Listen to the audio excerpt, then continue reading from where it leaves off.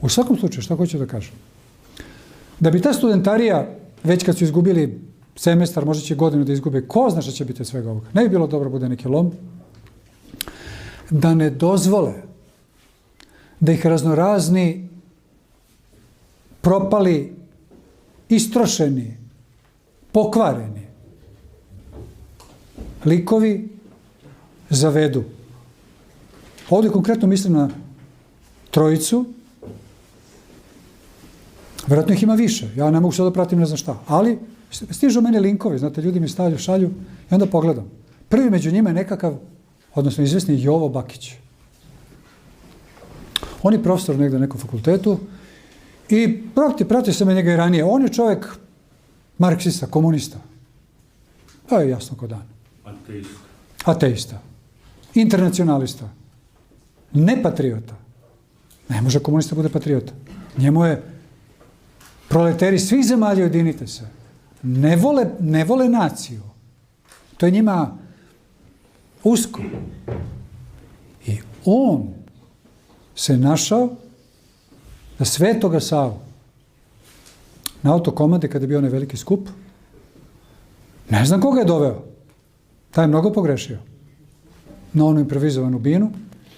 I on tamo, tačno kao njegovi preci, pre 80-90 godina, ti revolucionari, samo što naravno, on je, mislim, ne može on, nije on taj kalibar. Pa nema ni glasa mučeni, pa krešti tamo. Ali vrlo otrovno. Pa ako diže prst i naziva huljom predsjednika,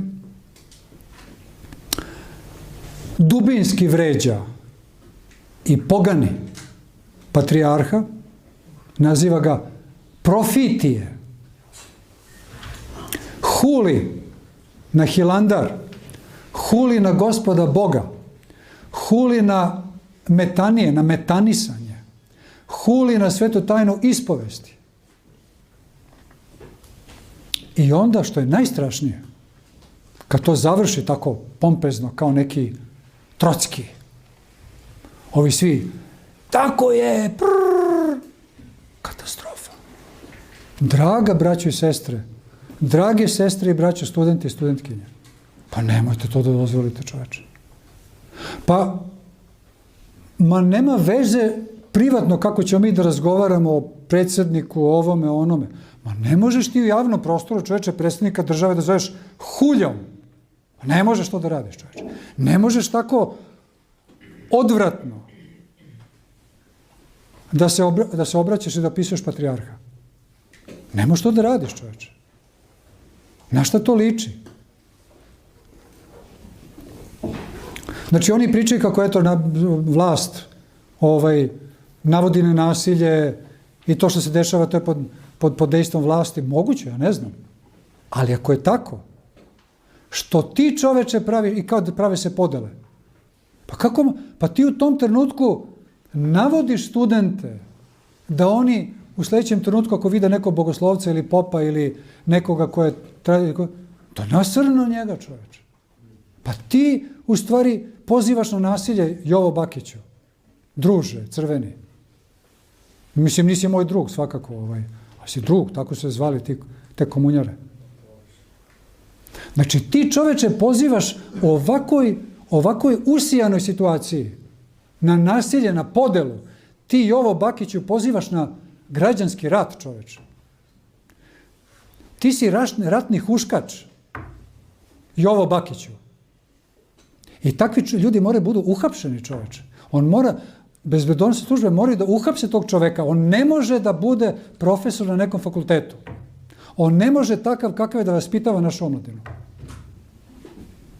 Ako ćeš da obaraš vlast, ako ćeš da protestuješ, to je sve legitimno. Demokratija, mislim, nadam se demokratija, toga u diktaturi nema. Ovo nije diktatura, jel da? Jel da? Nego je demokratija. Imaš pravo, ali postoji mera.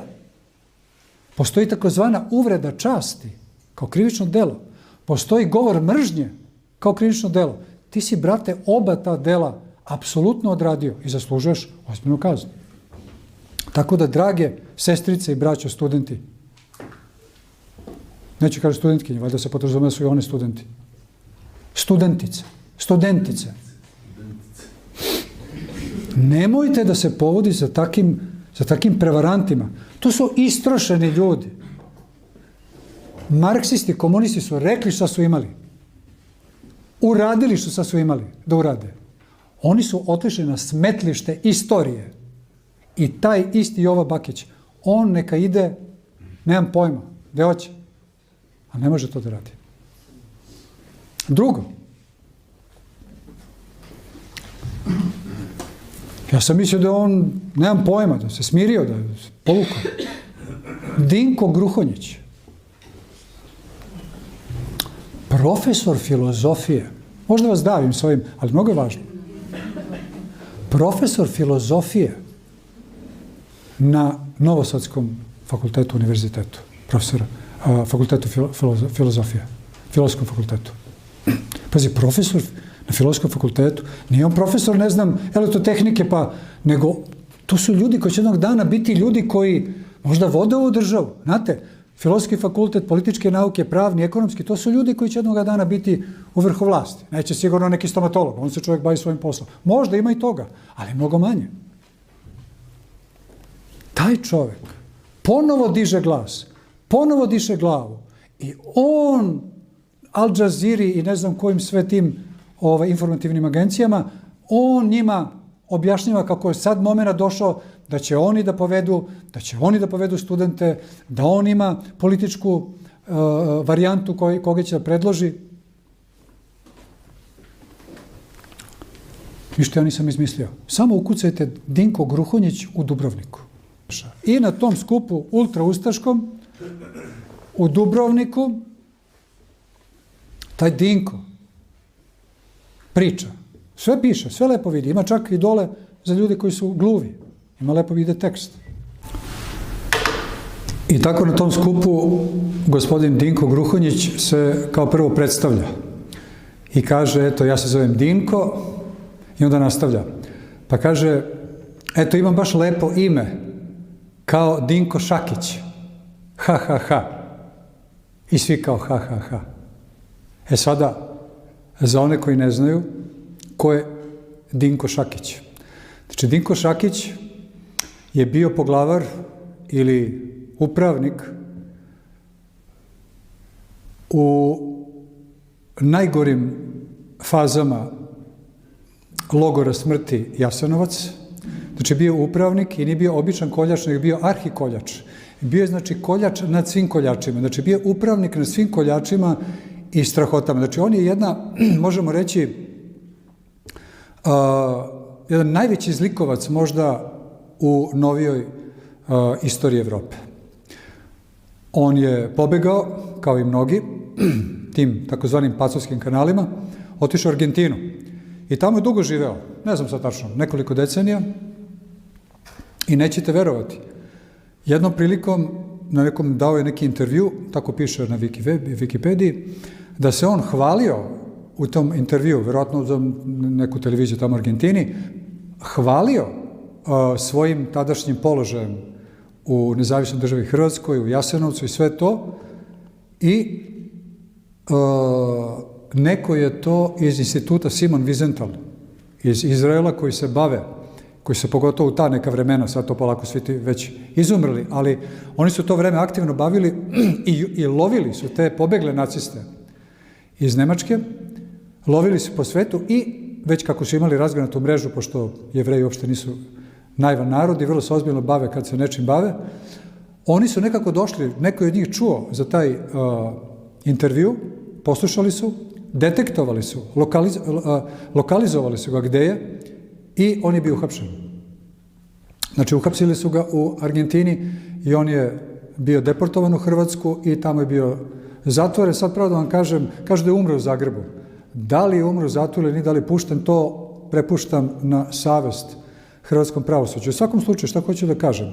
Hoću da kažem da taj čovjek Dinko, koji danas predaje na Filozofskom fakultetu u Novom Sadu, koji vaspitava našu omladinu i koji hoće da se bavi sada studentskim protestima i da on hoće na neki način da se tu pojavi kao neko ko će to koordinisati, čovek koji se tako definisao, koji sa na taj način sa nekom, valjda, ponosom govori o tome da se on zove kao Dinko Šakić. Toliko o tome. A sad se vraćam na ovoga Kesića, koji je tu isto bio u tom društvancetu i koji je naravno shvatio da je ovaj lupio, ne da je lupio, nego da je, mislim, to ne zna se kako se to može nazvati, bacio atomsku bombu na etiku, ljudsku etiku, pogotovo kao profesor Filozofskog fakulteta. I sada, pošto je Kesić jedan inteligentan čovjek, on je shvatio, ali budući da je pripada tom društvancetu i da on opravdava Dinka Gruhonjića, alias Šakića, on u jednoj od svojih onih emisija 24 minuta sa Zoranom Kesićem, on pokušava da opravdava kako je to za Boga, on nije to mislio, nego je ovo mislio, a ono je hteo da kaže, pa nije to hteo da kaže.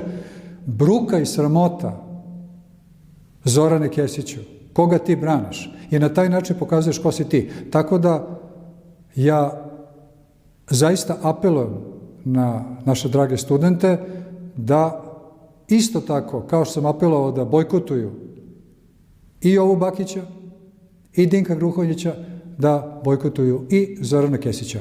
Oni nemaju pravo nikakvo nigde se pojave pred našim studentima. Dok, nemam ništa protiv, ja sam bio grešnik, pokajao sam se, ispovedio sam se, opraštan me. Ukoliko prihvate svoju krivicu i javno, ali baš javno, ne ispovede svoju krivicu i otvoreno kažu da se kaju zbog toga, oni nemaju pristupa, ne samo studentima, nego oni ne bi trebali da imaju pristup uopšte u javnom prostoru naše države. Toliko za sada.